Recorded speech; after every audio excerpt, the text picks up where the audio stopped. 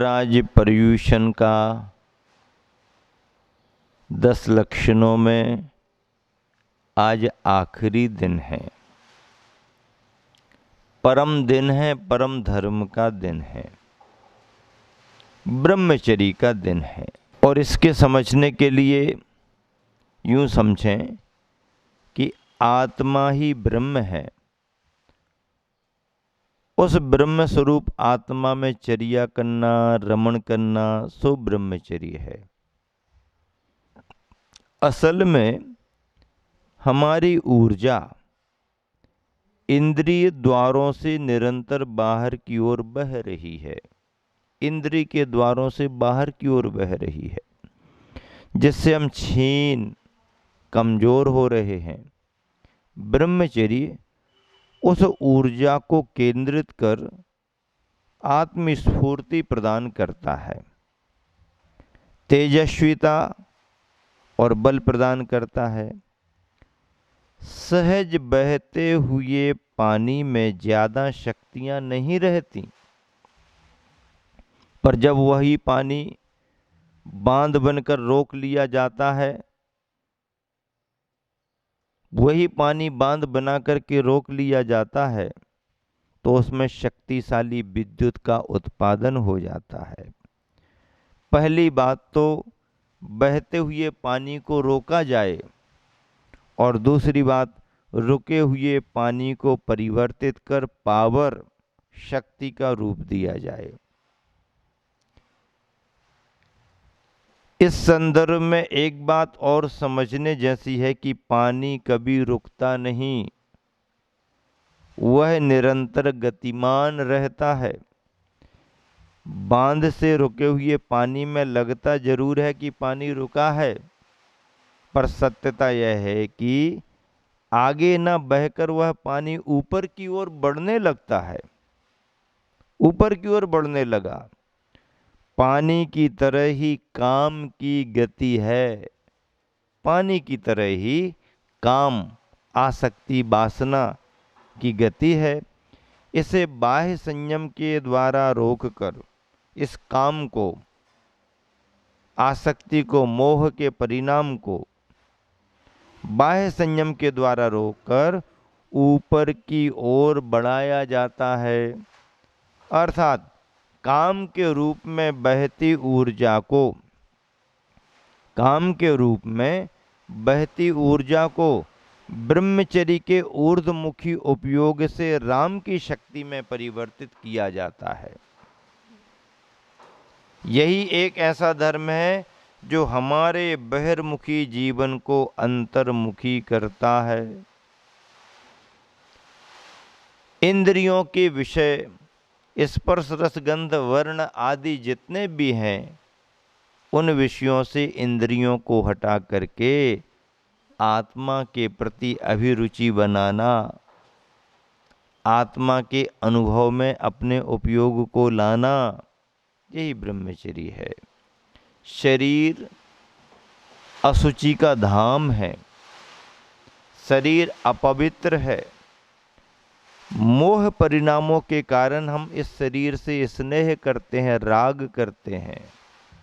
और जब अज्ञानी प्राणी, असंयमी, आसक्त व्यक्ति शरीर से मोहासक्त होता है, तो वह राग में अंधा होकर के अपनी मर्यादाएं तोड़ देता है, मर्यादाओं का उल्लंघन करता है, और वासना के जाल में फंसकर मोहासक्त असंयम के कारण वह अनेक तरह के अपराध भी कर लेता है।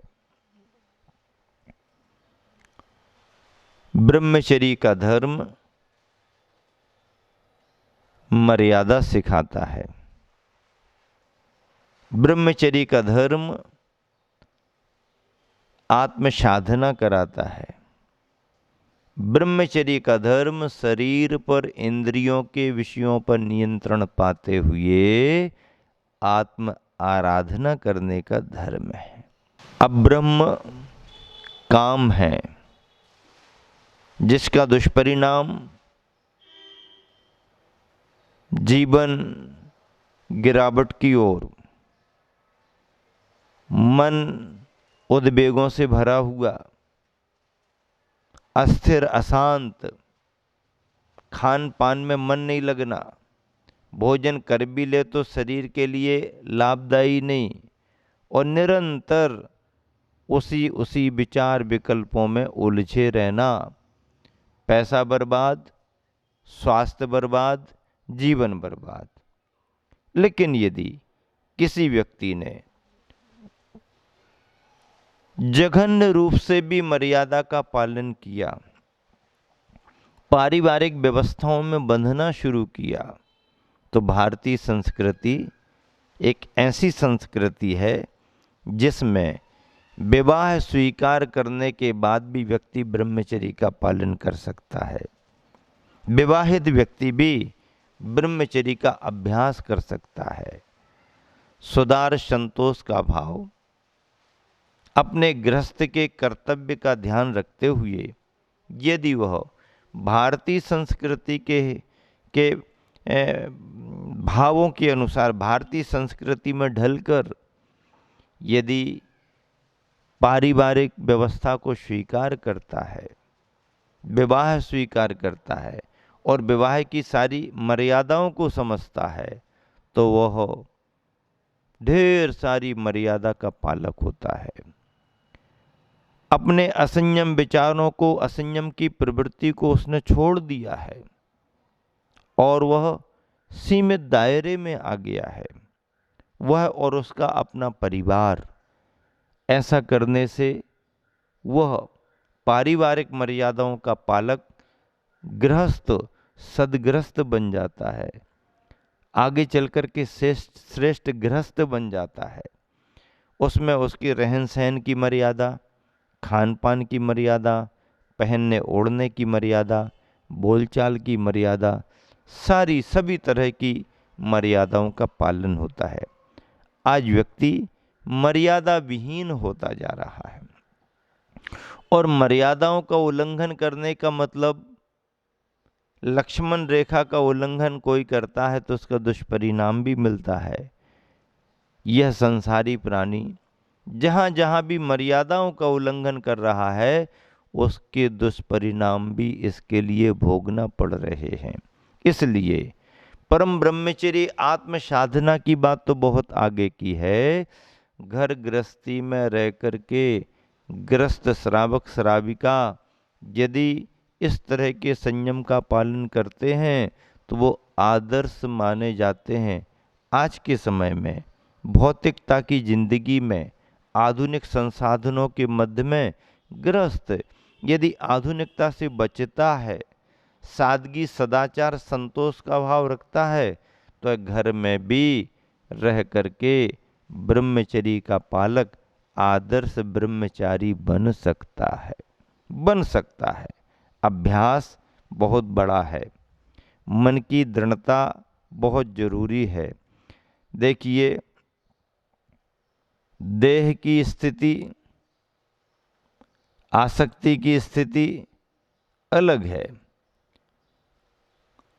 भौतिक जीवन अलग है, और जीव और जीवन को समझने वाला अलग है। भौतिक जीवन, आध्यात्मिक जीवन। मोह की परिणति में संसारी प्राणी असंयत होकर व्यक्ति क्या क्या नहीं कर देता है, क्या क्या नहीं कर देता। लेकिन जिसके लिए तत्वों का ज्ञान हो गया है, जिसके लिए भौतिकता की वास्तविकता मालूम हो गई है, जो आत्म तत्व को पहचानने लगा है, आत्म तत्व का अनुभव करने का जिसने मन बनाया, वह बाहर के असंयम को छोड़ करके, बाहर की आसक्ति को छोड़ करके आध्यात्मिक जीवन जीना शुरू करता है। आध्यात्मिक जीवन जीना शुरू करता है। इसके लिए ज्ञान की भी जरूरत है और वैराग्य के भावों की भी जरूरत है। ज्ञान और वैराग्य आए बगैर मोह कम नहीं होता, असंयम छूटता नहीं है। ज्ञान और वैराग्य के भाव आ जाएं तो मोह भी भाग जाता है और असंयम भी भाग जाता है। वैराग्य भावों का इतना प्रभाव है, चित्त में विरक्ति का संस्कार आना चाहिए। ब्रह्मचर्य इसी विरक्ति के संस्कार से पलता है। विरक्ति का भाव आना है। आसक्ति असंयम की ओर ले जाती है, विरक्ति संयम की ओर ले जाती है, संयम की ओर ले जाती है। ऐसे परम ब्रह्मचर्य के धर्म में प्रथमान योग के ग्रंथों में बड़े बड़े उदाहरण आए। मनुष्य तो मनुष्य, तिर्यंच पशु पक्षी भी इन महान व्रतों का पालन कर लेते हैं, महान व्रतों का पालन कर लेते हैं और उनका जीवन आदर्श बनता है, आदर्श बन जाता है। प्रथमान योग के ग्रंथों में विजय सेठ विजया सेठानी का संदर्भ है। अनछना पानी बिलछानी गिर गई, उसके प्रायश्चित स्वरूप मुनिराज ने ये कहा कि आप अपने घर पर नगर के धार्मिक व्यक्तियों को भोजन कराइए, जिनके भोजन करने से तुम्हारे चौके का रसोई घर का चंदोबा उजला उजला हो जाए।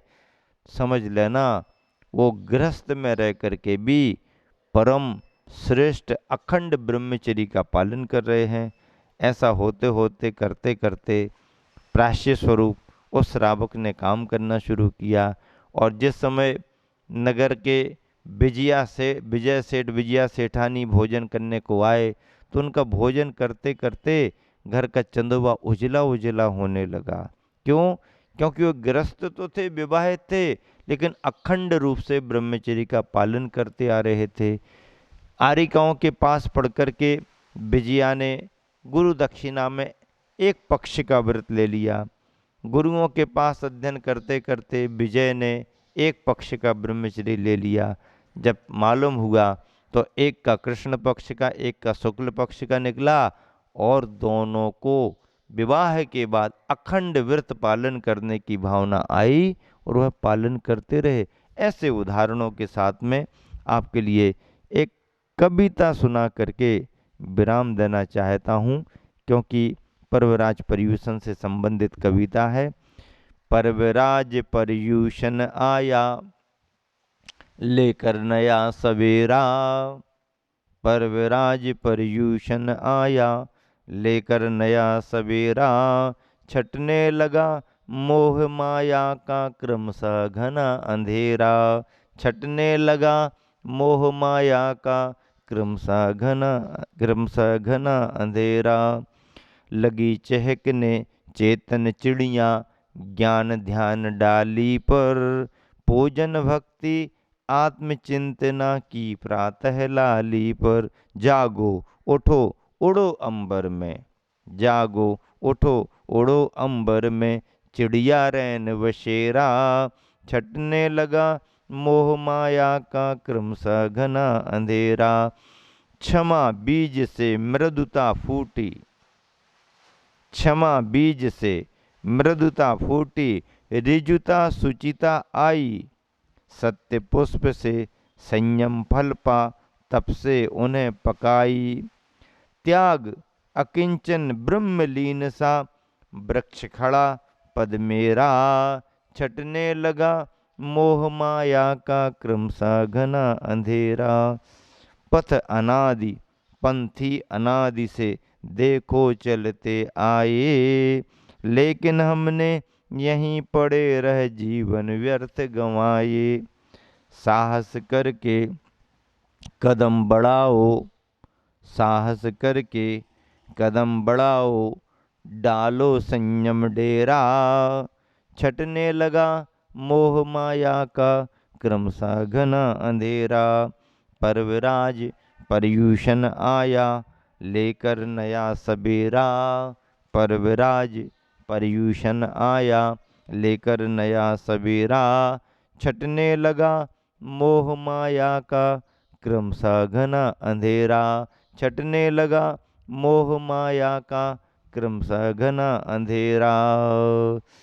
ये जो 10 लक्षणों में अंतिम धर्म ब्रह्मचर्य की बात आ रही है।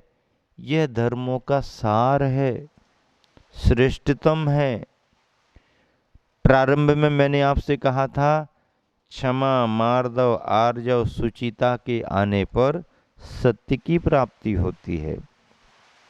फिर आगे संयम, तप, त्याग, आकिंचन्य आने पर ब्रह्मचर्य की प्राप्ति होती है। हंस मोतियों को चुगता है, मोती मानसरोवर में मिलते हैं। शरीर के स्तर से जो व्यक्ति ऊपर उठता है, आध्यात्मिक तत्व को समझता है, शरीर के अंदर रहने वाले आत्म तत्व की पहचान करता है, देह के अंदर रहने वाले विदेह तत्व को समझता है, आत्म तत्व को समझता है, उसे पाने का प्रयास करता है, पुरुषार्थ करता है, तो वही भव्यात्मा, दिव्यात्मा बनने के लिए हंसा तो मोती चुगे, हंस तो मोती को चुगता है। हंस का भोजन ही मोती है, मोती सामान्य भोजन नहीं है। ज्ञानी हंस के समान होता है। ज्ञानी की खुराक देहाश्रित नहीं है, ज्ञानी की खुराक आत्माश्रित है, विलक्षण है। 10 लक्षण इस किताब को देखो आप। पर्यूषण के 10 दिन भी आपने देखी, आपने पढ़ी होगी। विलक्षण है 10 लक्षण, इसका शीर्षक ही क्या रखा? विलक्षण है 10 लक्षण। 10 लक्षण पर्व अत्यंत विलक्षण माने गए हैं, मौलिक माने गए हैं, धर्मों का सार माने गए हैं। रत्नत्रय का सार इसमें है, वस्तु का स्वभाव धर्म इसमें है, अहिंसा का धर्म इसमें है, और 10 लक्षणों का सार इन धर्मों में है। ऐसे विलक्षण है 10 लक्षण। इस कृति को यदि आपने एक बार पढ़ लिया सारांश में, संक्षेप में, संस्कृत के श्लोकों के साथ में उसकी व्याख्या आपको समझ में आएगी। इस तरह से पर्वराज पर्यूषण में विभिन्न श्रद्धालु जन, सिलवानी नगर के और अन्य स्थानों से आए हुए श्रद्धालु जन, शिवरार्थी जन, सुबह से लेकर के शाम तक पूजन, भक्ति, आराधना, स्वाध्याय, खान पान के संयम से मर्यादा का पालन कर रहे हैं। उन सभी श्रद्धालुओं को, शिवरार्थियों को बहुत बहुत आशीर्वाद है जो उन्होंने यहाँ आकर के 10 दिनों तक की श्रेष्ठतम धर्म की आराधना की है। आप सभी का जीवन उन्नत और महान बने, इसी शुभ भावना से विराम देता हूँ। महावीर भगवान की।